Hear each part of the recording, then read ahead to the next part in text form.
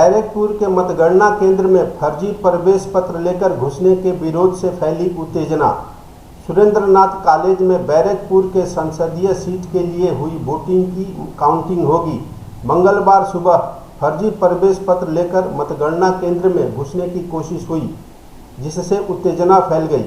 भाजपाइयों ने फर्जी एजेंटों को बाहर निकाला। भाजपा नेता राणा दास गुप्ता ने आरोप लगाया कि काउंटिंग में गड़बड़ी करने के लिए तृणमूल के लोग अंदर घुसे हैं।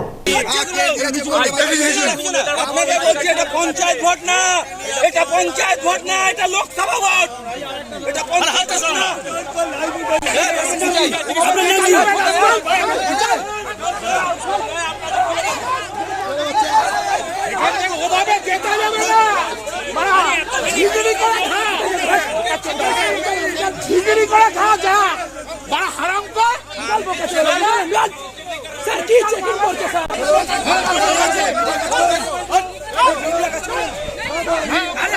কি হয়েছে সব লোকসভা এটা ভেবেছে পঞ্চায়েত ভোট, মানে ডুপ্লিকেট আই কার্ড দিয়ে টিএমসি স্টাফ পাঠাচ্ছে, স্টাফ বলে পাঠাচ্ছে। এটা পঞ্চায়েত ভোট না।